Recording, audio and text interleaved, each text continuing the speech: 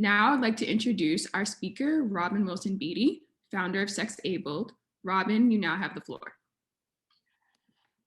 Hello, everyone. Hi, I am Robin Wilson-Beattie, and my pronouns are she and her. I'd like to take a moment and acknowledge that the Rami Touche Ohlone were the original people here in the land that I'm speaking from in San Francisco, California. And for audio description, I am a large Black woman with curly hair and a headband and red lipstick, and I'm wearing glasses. I'm here today as a disability and sexual and reproductive health educator, speaker, writer, and independent researcher. You can find me on Twitter at Sexabled, and I am apps, and you also have my email address as well, and robinwb.com. I am absolutely thrilled to be in front of y'all today. Doing a session with medical students about sexual health care and disability is fulfilling a dream that I've had for nearly a decade. As someone who acknowledges that it's a privilege to be able to have the space and support to establish a career in disability and sexuality, it's empowering knowing that my journey in navigating sexual and reproductive health care as someone who was disabled, Black, and Southern, and a woman led me here. First off, let's take a quick look at what is it when I'm talking about disability, because that's our main theme of the day, the speech. It is, first off, a quick look is there are two kinds of models when we're talking about defining what does it mean to have a disability. What does being disabled mean? First, you have your medical model, what y'all are studying. And the medical model of disability is rooted in the idea that a person's disabilities needs to be fixed or healed. And this model places emphasis on the role of the medical community in creating the treatments and the processes and other ways to, eliminate the disability. Or this model shifts the narrative in talking about this from one of inclusion and integration to one of repairing, innovating around that. Whereas the social model of disability places the emphasis of the role in society in disabling people, as opposed to a person's health or medical condition being the cause of their disability. This model sees disability as a thing to be kind of celebrated and places the need for accommodations and adaptations to be put in place so that people with disabilities can live, full and integrated lives as members of the community. Now, ableism is the discrimination and the social prejudice against people with disabilities based on the belief that typical abilities are the ones that's superior, and that's just the baseline that everything is to be judged by. And at its heart, ableism is rooted in the assumption that disabled people require fixing, and it defines just people just by their disability. And like racism or sexism, ableism classifies an entire group of people as less than. And that includes the really harmful stereotypes, misconceptions, and generalizations of people with disabilities. So that brings me to talking a little bit about my journey. This is how it started. I mentioned earlier that my journey in navigating reproductive and sexual health care as a disabled person was the catalyst to being what led me here right now. So we're going to go back to 2004. In 2004, I started experiencing this strange numbness in parts of my body, and my upper and lower extremities were having difficulties moving, like, and my legs were doing things like my legs were going out from under me, and things like that. I couldn't move my arm, and it took a while to diagnose, and I had multiple lots of different kinds of tests, but it was a nurse practitioner who actually sat there and listened, and she was the one who ordered that cervical MRI, which was how the very rare intradural spinal arteriovenous malformation was found inside my spinal cord. And my films for this are in Atlanta, so I pulled up somebody else. I found another picture of somebody that had what I had in my spinal cord. So it's a really, like I said, it's a really rare birth defect, and it was in the C4 area of my spinal cord, and it was beginning to hemorrhage, and it was beginning to hemorrhage and getting ready to rupture. And fortunately, Dr. Daniel Barrow, the head of neurosurgery at Emory University, agreed to take my case and to do the operation. And I'm very grateful that he did choose to do this, and also that I had good health care. So I was very privileged and fortunate in that way, because I was married. And Dr. Barrow put together a team, and they planned out my surgery. He was an awesome physician and a surgeon, and he genuinely cared about me and the outcome, and and trying to tell me what was going on and what he was wanting to do and that sort of thing. Before the surgery, I didn't have a physical disability. I have ADHD, and I have a mental illness of depression and anxiety disorder and PTSD from past trauma and abuse. So with that mindset, and being told that the size and location of the AVM was going to be difficult to remove and treat, with the survival odds being a 60% chance of dying and 40% chance of living, I decided I was going to live it up beforehand. So that's how I found myself 5 weeks pregnant, just 1 week before the scheduled 2-day surgery.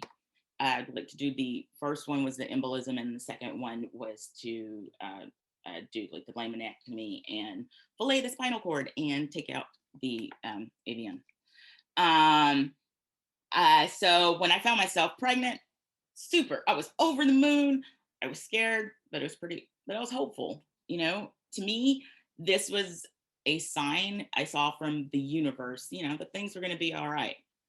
I had to call my doctors from Las Vegas. Like I said, if I decided I was going to go out, I was going to go out with a bang.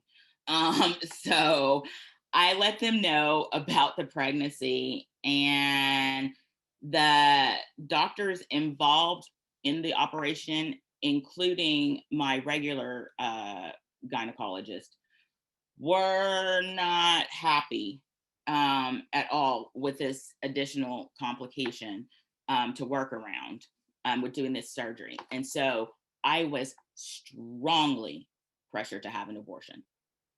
I was told, even during the pre-op procedures, where the surgical resident, has to hold down pressure on my femoral artery, because they had, done to go take a look beforehand through there. And he's sitting here, he's being kind, he's being nice, but he's sitting here telling me where I could have an abortion done with discretion, like no clinics or people standing outside if that was my worry. And this became like the first instance where I recognized the importance of being able to self-advocate and being involved as a patient in making healthcare decisions that affected my reproductive health. So I had the surgery, kiddo and I survived it. And it was initially sent, and I was initially sent to the hospital's really bad rehabilitation center because it was not equipped to deal with a spinal cord injury patient, and also it was not equipped to deal with a pregnant spinal cord injury patient. So lots of horrible things happened, included being dropped on the floor 3 times. I don't know how in the hell a rehab center doesn't have a Hoya lift, but it did, they had to go find a mechanical one. And all of that experience resulted in the 3rd surgery to remove the infected tissue, that the tissue had gotten infected around where they did the surgery there on my back, because the techs who cleaned me up were washing my behind. They used the same towel that they washed my butt with. They washed the back of my neck where had the surgery scar. So I got a really nasty infection from bacteria that are normally found in your anus, and they got it there in the back. So that meant 6 weeks of then being on intravenous antibiotics. I'm telling you this because that also tied in to getting, a really bad yeast infection during this pregnancy. But I didn't, there was a lot that was related to having a spinal cord injury, because that's what happened as a result. I acquired the disability, after the surgery. And not being able to feel certain parts of myself meant that when the yeast infection got so bad, it was bleeding and caused like this inner pain. So, after being stabilized though from that surgery, I transferred to a really awesome spinal cord injury facility, and that's the Shepherd Center. And I checked in on a weekend, and the doctor on call that was seeing patients that were getting checked in that weekend, he walked into the room, and I am never going to forget this. I'm in the bed, I'm feeling, and I'm looking like a mess, because, here I am, had this 3rd surgery, and, got stabilized, came over here, but I'm happy and I'm hopeful, because I could already tell that this center was geared for people with my injury. And so I was happy I wasn't in that other center. And I just remember he comes in there, not, looking at my chart, looking at me, not really smiling. And he was an older white man, probably pretty close to retirement. I will put it that way. He looks at me with this look of just utter disdain and disgust. And he was like, and he does this with his hands, "Why didn't you use birth control if you knew you were gonna be like that? Be like that," as he waved at my body. This is a person who is working and this is a doctor who is working in a medical rehabilitation facility, and you refer to my condition like that, and questioned my contraception and my activity and all sorts of things. So that was the first time experiencing the double whammy of ableism with a side of racism in reproductive health care. And I say that as well because, my experience is, I was living in the South, but that happens everywhere. But I was able to recognize, because that had been my experience, of dealing with racism. So ableism in sexual health care would become an issue that was prominent throughout my pregnancy. Because as it turns out, the medical community they didn't have a lot of research and studying about disabilities and pregnancy, or at least the people that I was encountering, they didn't have that kind of cultural competency around disability. Um, and that in itself, that's ableist. If you're going to assume that you're not going to have pregnant disabled patients, or that people with disabilities are not interested in uh, reproductive health or having kids or any of those things. So, but the Shepherd Center itself was absolutely wonderful, though, and the people there were very supportive in helping me manage a pregnancy while I was undergoing rehabilitation. They said, I remember they were like, we haven't really had anyone in the spinal cord injury unit that has been pregnant at the same time while they're undergoing rehab. So we're going to figure this out. And they actually were pretty excited about it. Brought in a woman, OBGYN, to come visit me in the hospital, because that was also a request that I was making, because I wanted to see if it was like a different experience. I also learned how to make adaptations during my physical therapy, because I had hypermesis gravidorum. So I threw up every single day throughout that pregnancy. And so my physical and occupational therapist learned to make adaptations, like make sure that there was a wastebasket near me, nearby to hurl into if I'm, while I'm learning to do things like sit up again, feed myself again, do all of those things. I learned a lot about my body, regulating temperature, pressure sores, infections, bowel and bladder programs, and all of that good stuff. However, when it came to learning about sexuality after injury, that information was pretty lacking.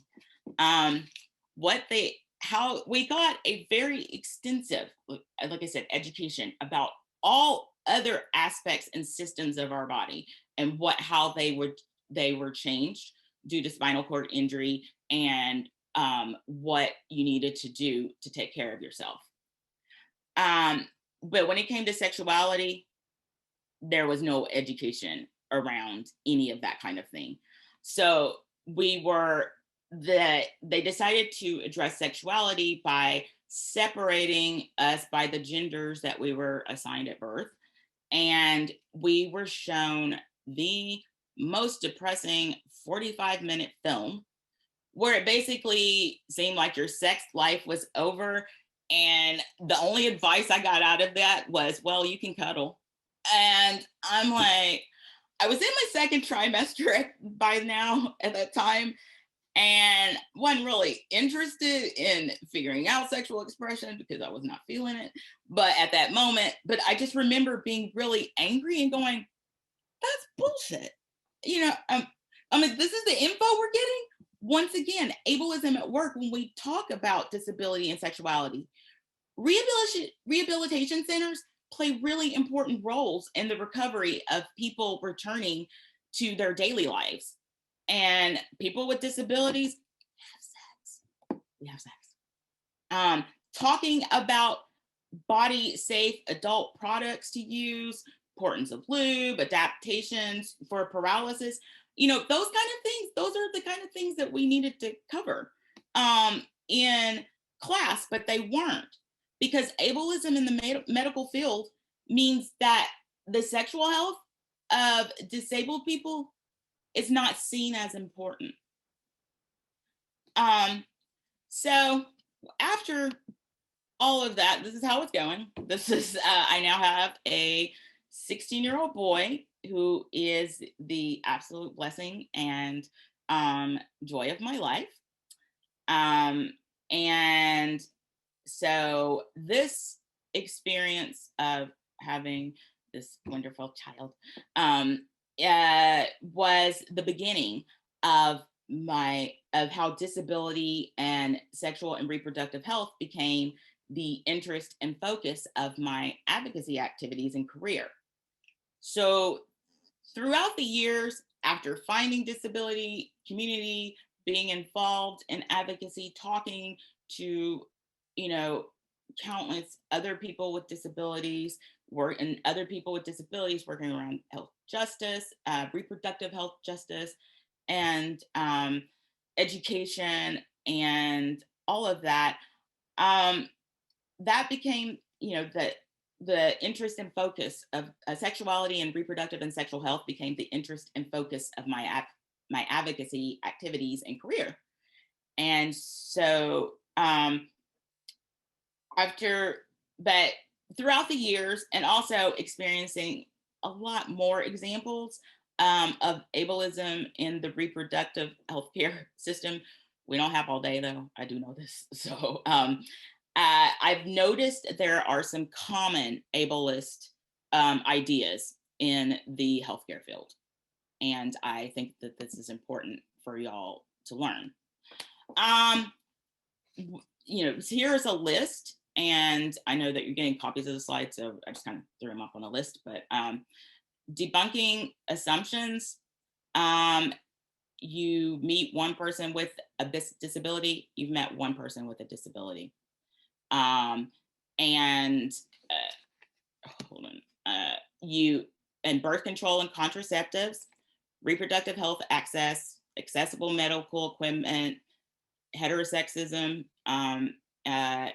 where and LGBTQIA, other lifestyles, intersectionality, and disability cultural competency. These are all subjects that I feel are very important for medical people in the healthcare field to know about. And these are areas that I see where there are gaps in the education, and not talking about that, and which in itself is ableist.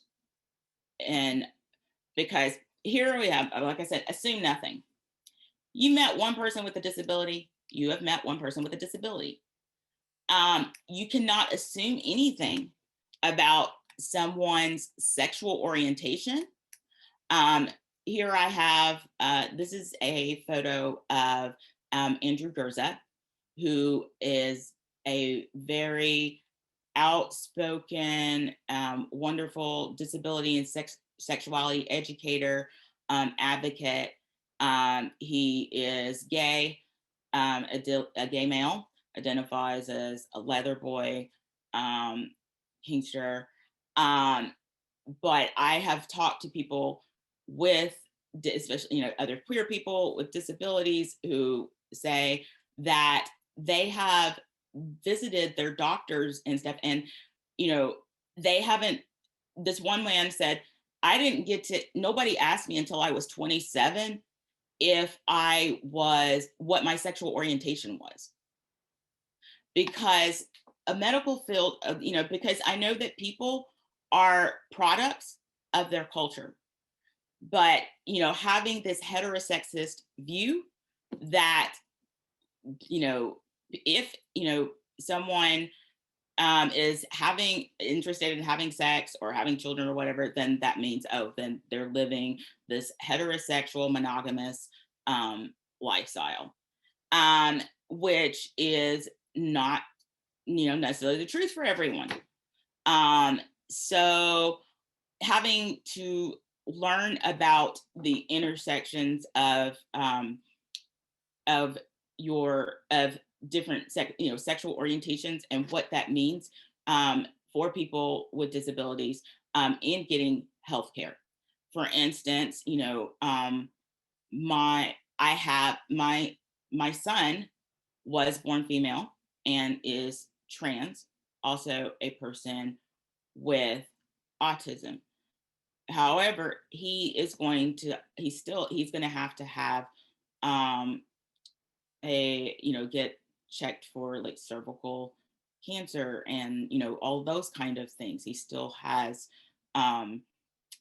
So, but like I said, he has autism, so he's a person with disability, and he's navigating all of that, and that has been we've been fortunate to have very open pediatricians and things like that, but and all and being able to put him onto a birth control so that he doesn't have periods and things like that. But that also brings it, we can talk about reproductive health and rights, and I'm going to talk about eugenics. Yeah. Vagina, like in the vaginas. Yeah, that's what there's. I'm sorry, if you could please mute. Cancer. Really? Well, I'm sure some of it is maybe they I'm were sorry, smart, Robin. Hold on but one some of it second. is they got HPV I in was there. like, what's going on? 1 second.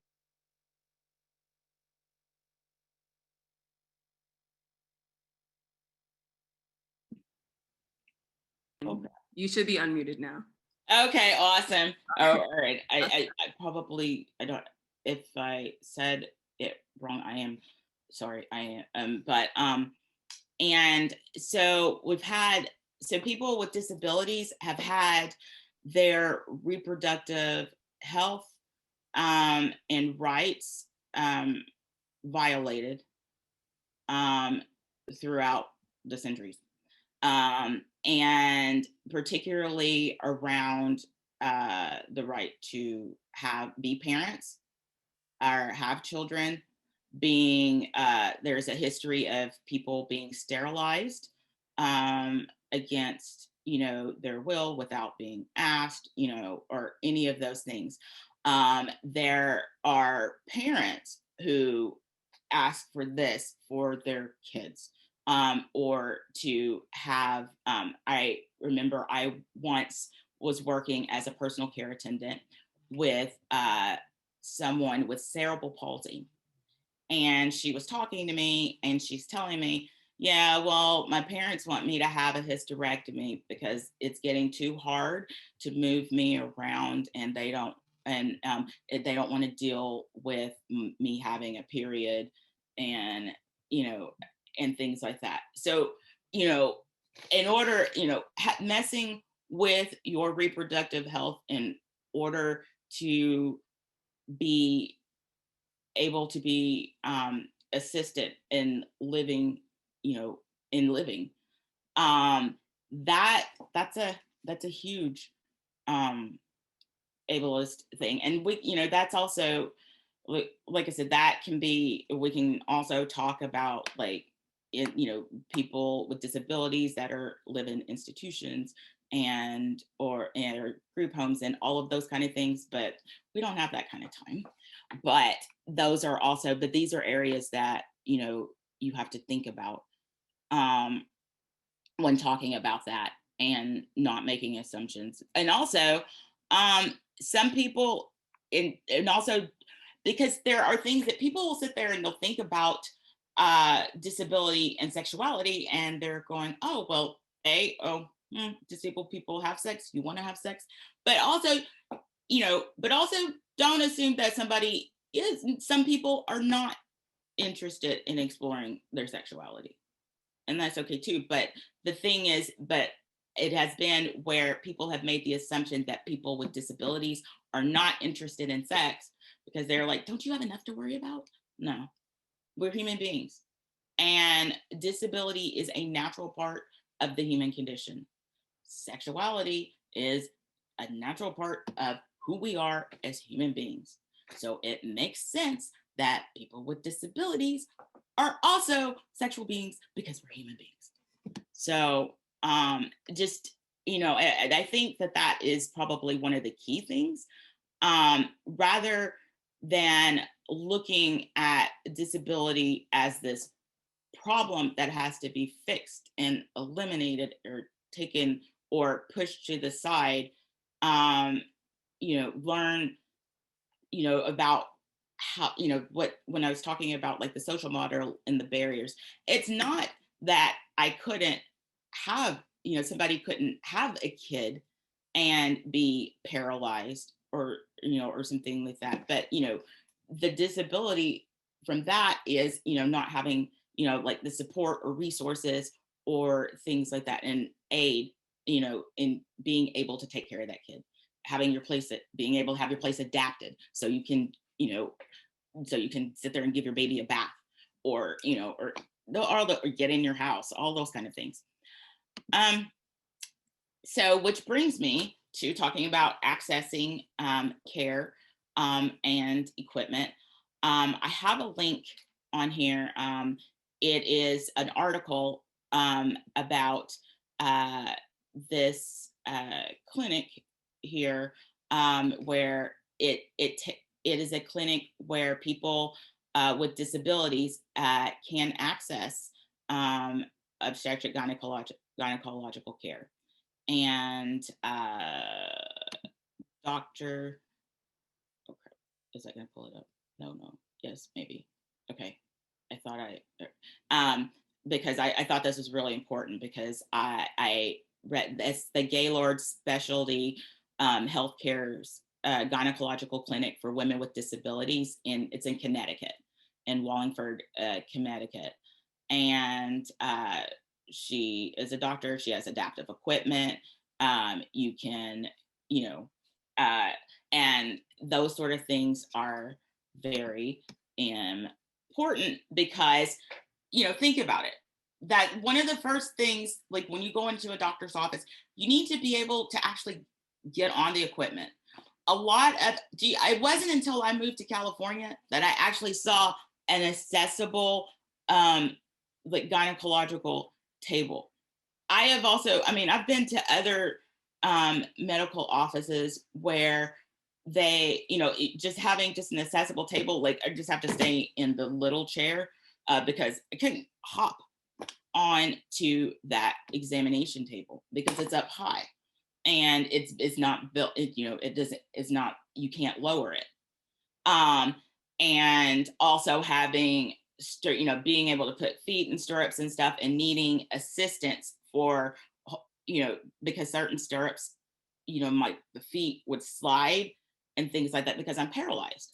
And having to do that, but having accessible medical equipment is key. Having an accessible way to do mammograms. People with disabilities, like I had to have a mammogram, and I cannot stand. I have to be able to sit. Not everyone with I have an ambulatory disability, but I use a walker to ambulate. Not everyone uses a wheelchair with paralysis, you know. So they were equipped for people that had like their own wheelchair, but that for some reason, thinking about how to use another, like have like a wheelchair, another chair, or a way to adapt it to where you could have the mammogram without standing. That that was a challenge for, and so I ended up skipping that mammogram until I came out here. And I know they've changed like the guidelines for what age you're supposed to have it. And so now I'm on still on a younger spectrum. Like, I don't think you get them done now, they say until 50, I forget. But but because I have a history of breast cancer, we did it. So, but what this hospital did was I called beforehand because I knew the drill.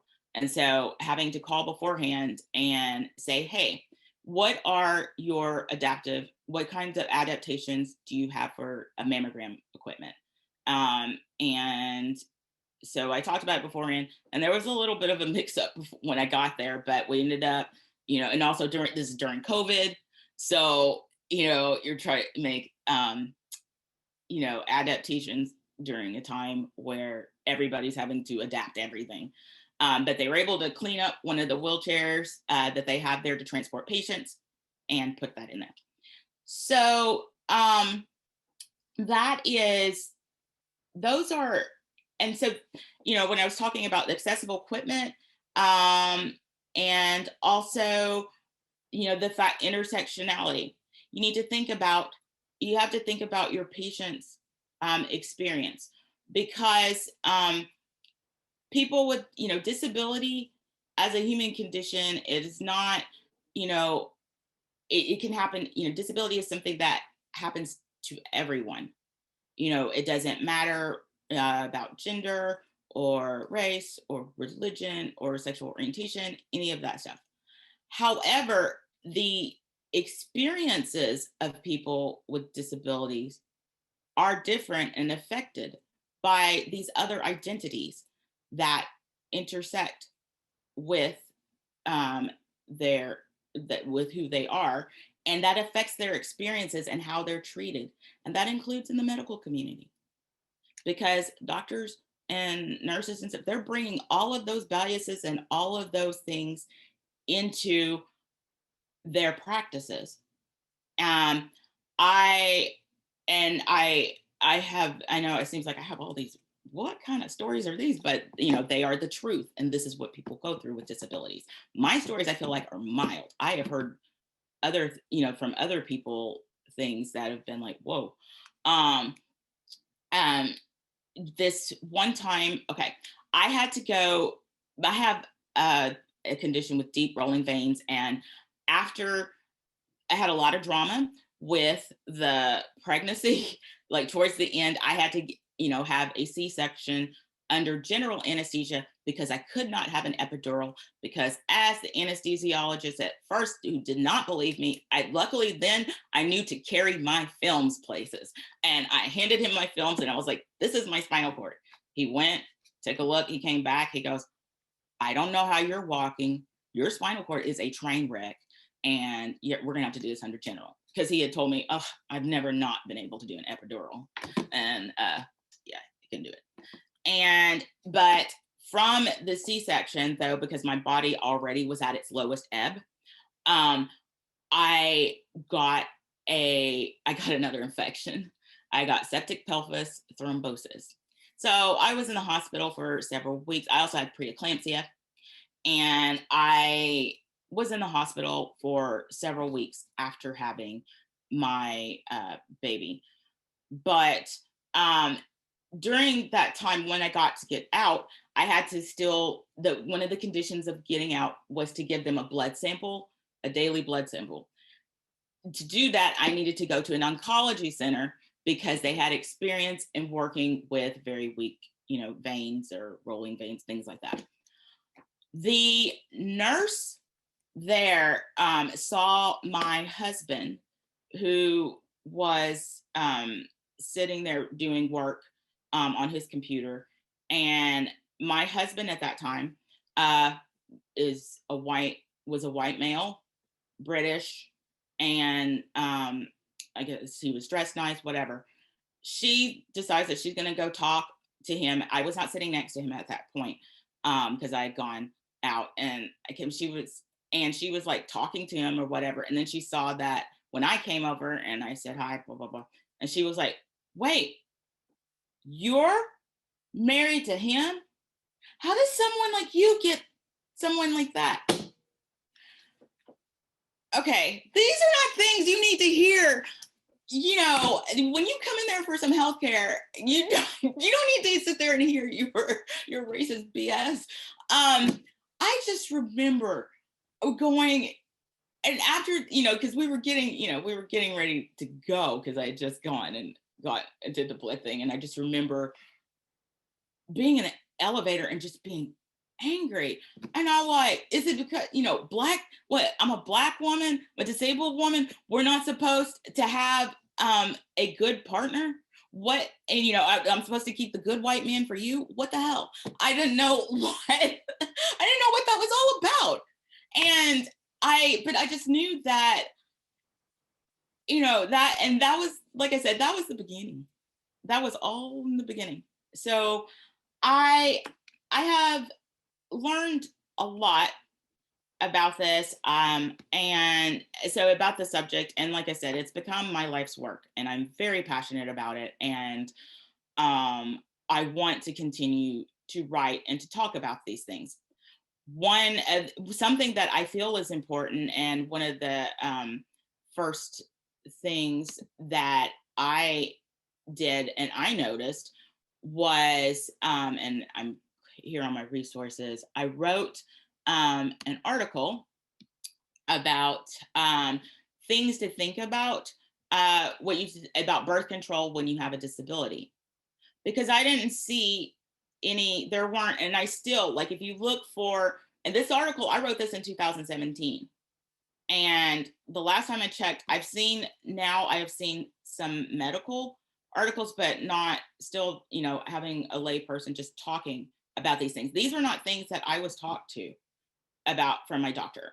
Like, not all disabilities can have the same kind of birth control. I mean, if you think about it.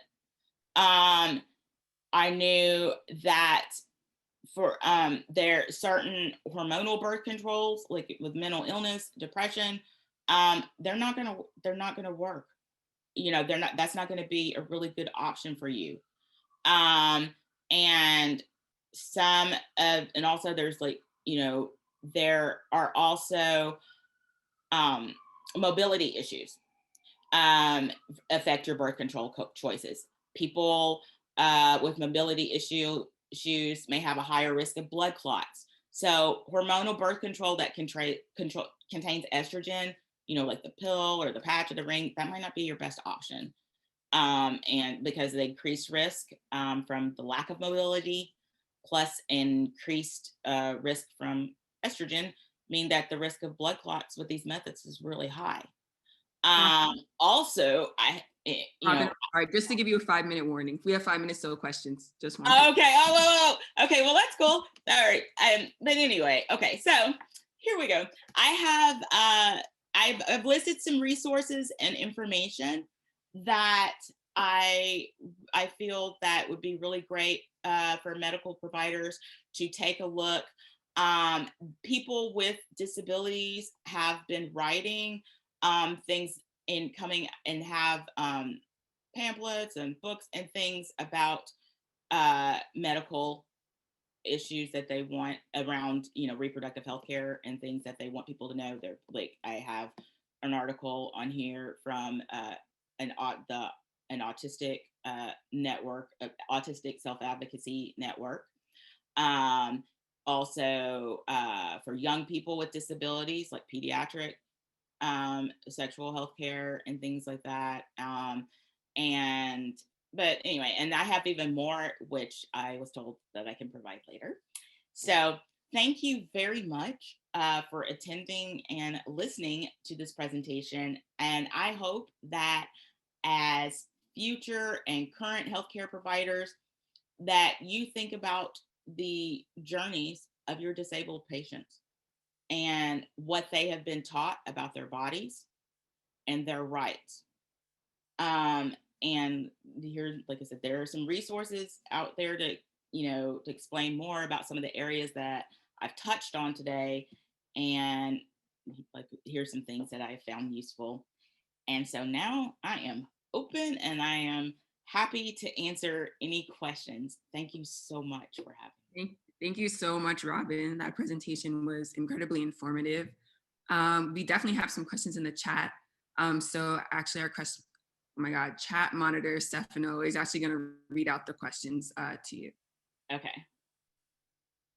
Okay, so the first question comes from Sarah Donnelly. Robin, can you speak about or provide resources on how to address barriers in individuals who have cognitive disabilities and how we provide comprehensive sexual and reproductive health care, particularly thinking of the invasive nature of woman/pelvic exams without causing trauma? Yes. Okay. There are in this list of resources, I do have for intellectual, cognitive, yes, sexual health in the community, services for people with intellectual and developmental disabilities. That is a really great article. It's a great research article, and I've been listening to disability. It's in the Disability and Health Journal. It's from 2017. I have that it's in the list of resources. But you're right. That is a particular, and that was why I also shared that article, because that clinic works with a lot of the people that have intellectual and developmental cognitive disabilities. And so I feel like that would be that would be an amazing resource to start with. But there are other, it's funny because it's like a lot of this stuff is like, it's not in just like one place, it's in lots of different places, but there are more and more. And it's also talking about disability and sexuality, particularly around I like I/DD, but disabilities, intellectual, developmental, cognitive disabilities. That has been a subject I have found that people are often they're uncomfortable talking about people with disabilities having sex in the first place. Think about general discomfort talking about sex, but for any one period, but particularly around intellectual. So there are these things, but a lot of this too also means, that people with intellectual developmental disabilities, they need sex education that is accessible in a way that they can understand that. And that all ties in together because, if, for instance, when I had my first, gynecological exam, I had an understanding because I'd had sex ed back in high school. I was fortunate to be able to live somewhere where we had that. So I knew about, why I needed to go to do this, or, why I needed to go. I went to Planned Parenthood and I knew, what is it that I could get at Planned Parenthood? What was I there for? I knew these things because I had that education. A lot of people with disabilities, particularly with intellectual developmental disabilities, they are not given any form of sex education. So it's like you have to start with some education about what is going on with their bodies, but you have to find a way to make that material accessible for them. It could be through, and that can look many different ways. It's not just here, read a book. You can present, you can teach, you can use photos. You can, make sure, using plain language is always a good bet, because that works for people where English is not the first language and makes it easier and inaccessible information, easier and accessible for people to understand. You also, there are, okay, long story short, yes, there are some resources, and I'll share more. There wasn't enough space on here, but I will share more in the follow-up materials. But there's also, like I said, I'm going to share some things that are written by other self-advocates, particularly around cognitive and intellectual developmental disabilities and their experiences and things like that. So I think, that you can find information, and you can get connected to that.